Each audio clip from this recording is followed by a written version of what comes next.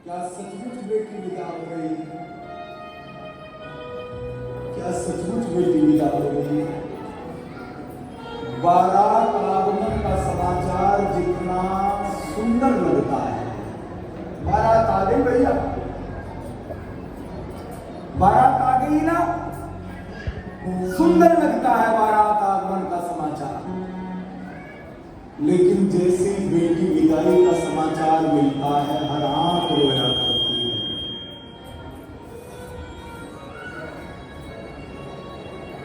जानकी जी का श्रृंगार हो रहा है,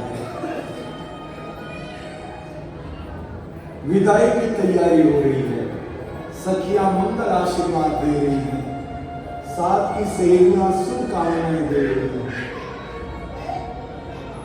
जैसे ही जानकी जी को तैयार किया गया, मां मैना दौड़ कर आई और बेटी को छाती से लगा दिया।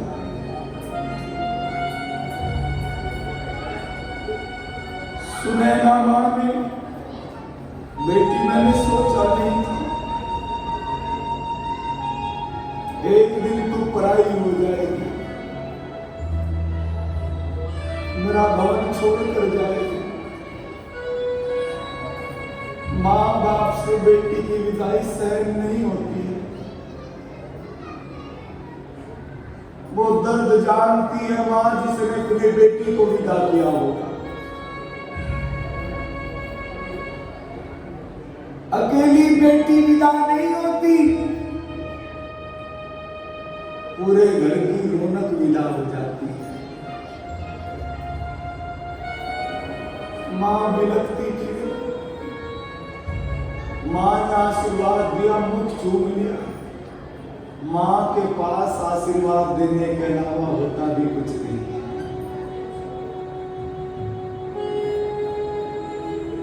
उपदेश दे रही, सास ससुर गुरु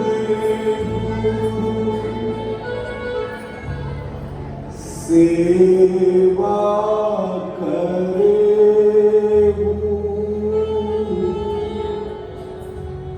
सास ससुर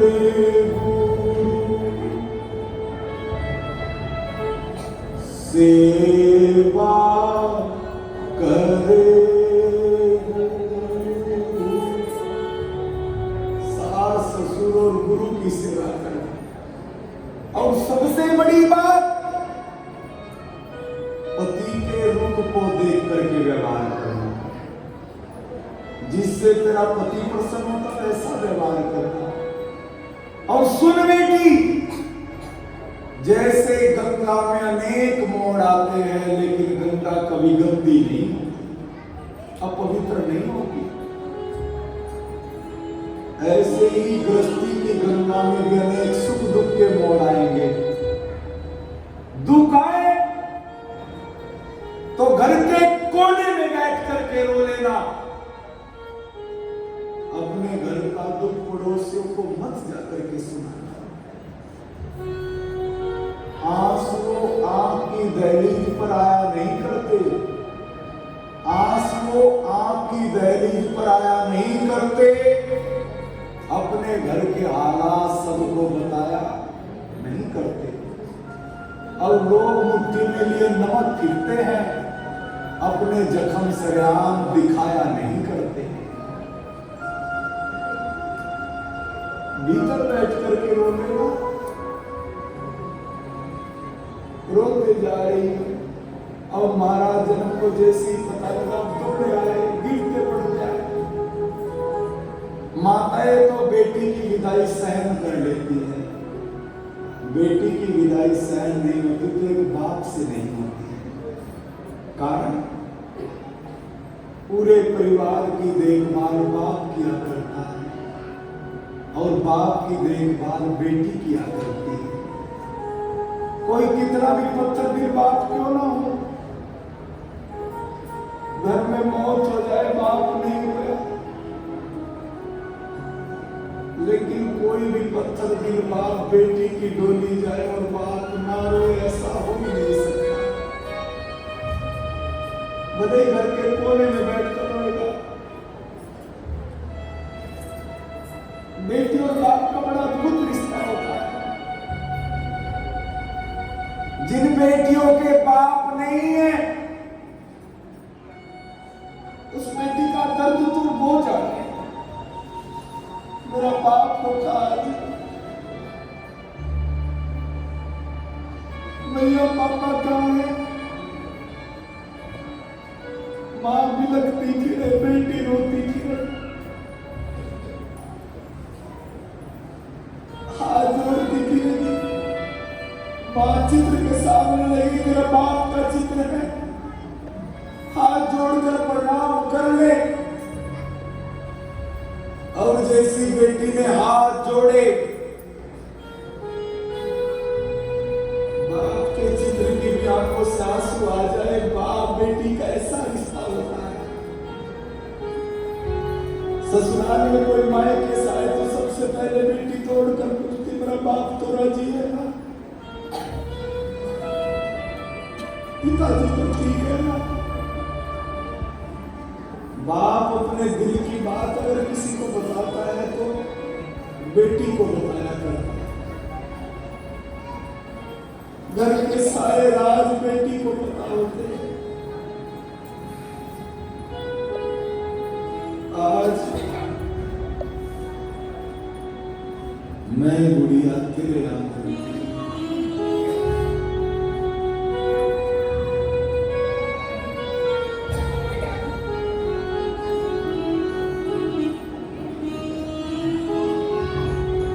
छोड़ी चली मैं गरीबा भूली का,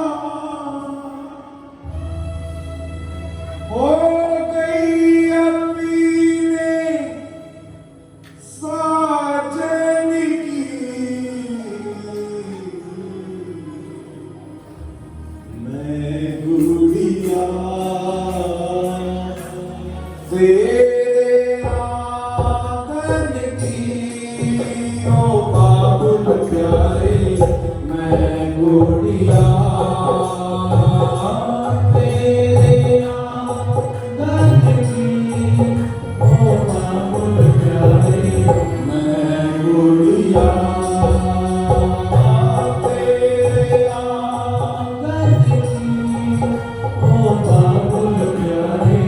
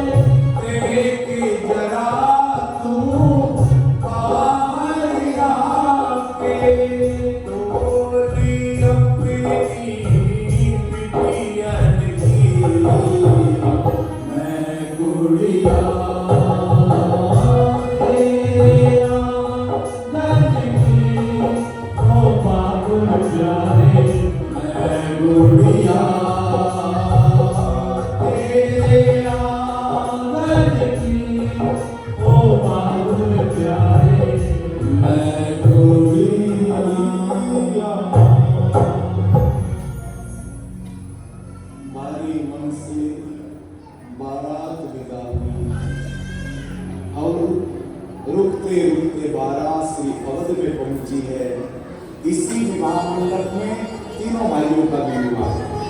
भरतलाल का मांडवी जी के साथ, शत्रुघ्न का श्रुति कीर्ति के साथ और लखनलाल का उर्मिला के साथ इसी विवाह मंडप में हुआ। 4 बेटियां 4 बहुएं लेकर के महाराज श्री दशरथ जी अवध धाम में पहुंचे। अवध धाम को सजाया गया और बहुओं की आरती उतारी गई। और एक दिन दशरथ जी ने तीनों रानियों को 4 बेटियों को बिठाया। पहले तो जनक जी के परिवार की बड़ाई करने लगे। बेटी के सामने बाप की कोई बड़ाई करे तो बेटी को बड़ा चाहिए। कहने लगे रानियों कान खोल करके सुन ले, 4 बहुएं घर में नहीं आई है बल्कि 4 बेटियां घर में आई है। याद रखना जिस घर में बहू को बेटी समझा जाता हो उस घर का वातावरण तो दिव्य हो जाता है। जिस घर में बहू को बेटी और सास को मां समझा जाता हो, ससुर को बाप समझा जाता हो, उस घर में जन्म लेने के लिए तो देवता लोग तरसा करते हैं। पूरी रामायण पढ़ लेना, कहीं कोई वर्णन नहीं आता मां कौशल्या और सीता जी की आपस में कोई लड़ाई हुई। सास को सोचना चाहिए। जैसे हम अपनी बेटी को विदा करते हैं, हमारी बेटी के साथ कोई दुर्व्यवहार करे, अच्छा लगेगा क्या? वो जन्म की बेटी है, धर्म की बेटी है। भला बुरा कहने से पहले एक बार सोच लिया करें, अपनी बेटी के प्रति ऐसा व्यवहार करना चाहिए और बेटियों को भी सोचना चाहिए ये धर्म की मां है।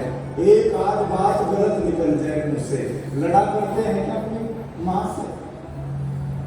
अच्छा कौन कौन बेटी ऐसी है जो अपनी सास से ना लड़ती है, हाथ ऊपर खड़ा करके दिखा दे।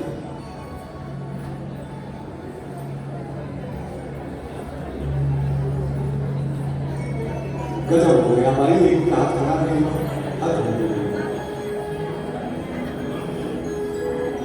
अच्छा कौन कौन सास ऐसी है जो बहू के साथ ना लड़ती हो? अच्छा एक हाथ इज्जत बच गई भाई, गिलास हुआ एक हाथ खड़ा हो। धन्यवाद ताली बजाए मां के लिए, यही उम्मीद थी। विचार करें बस 5 मिनट होगी।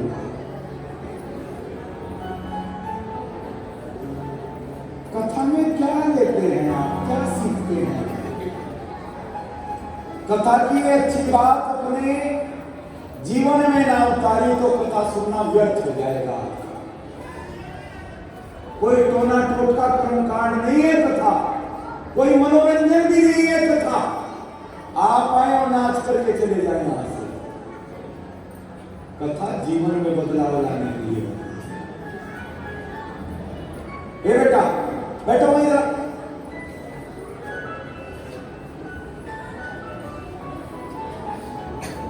अब जरा ध्यान,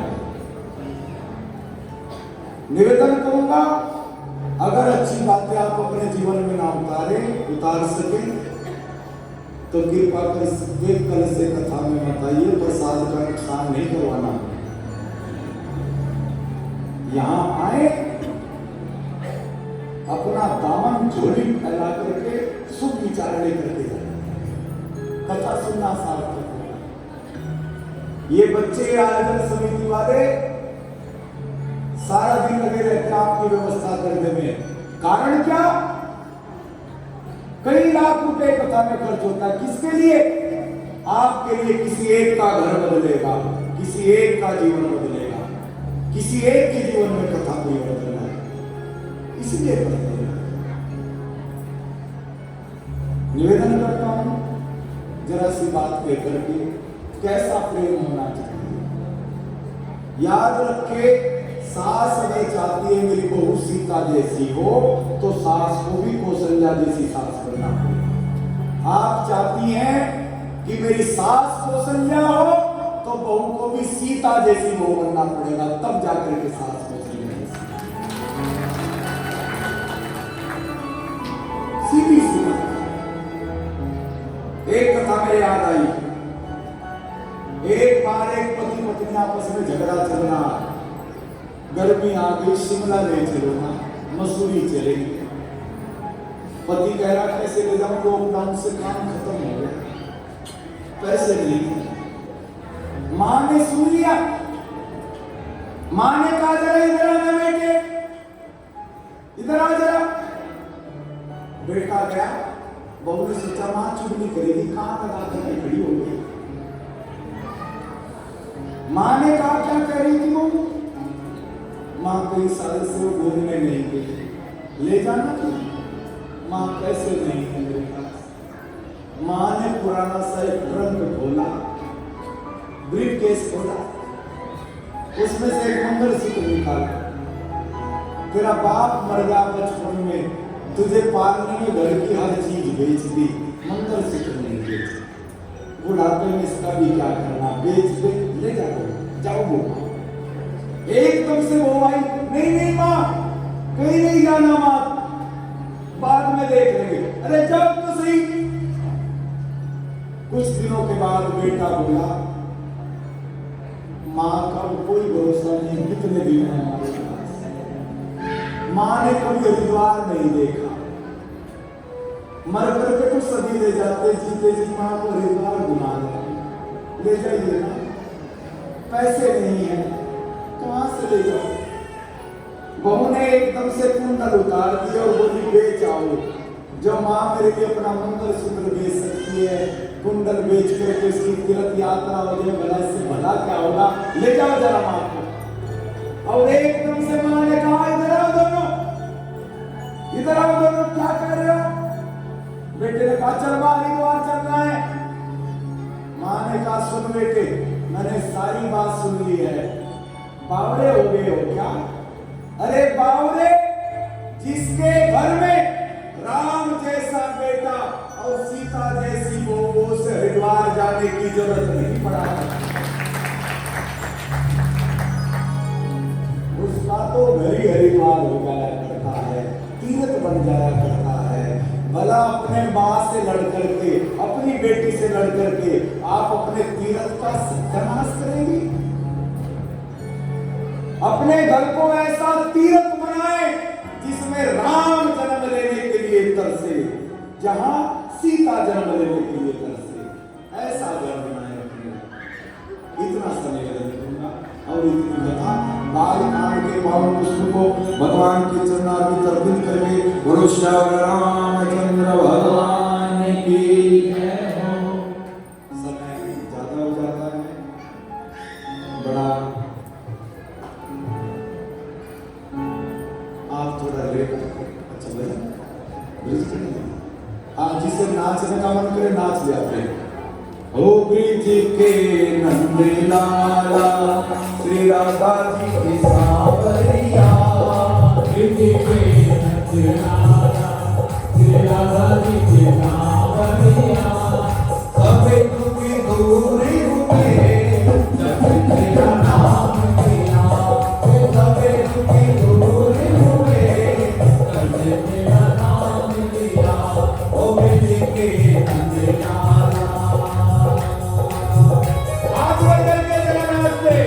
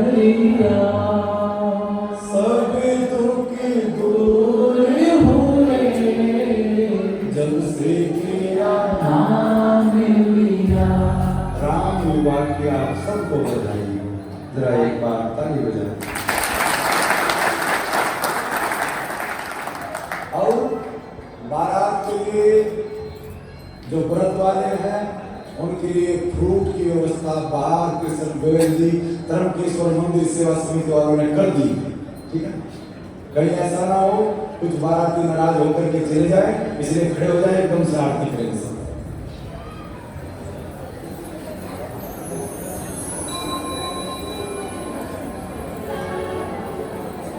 जय जगदीश हरे स्वामी, जय जगदीश हरे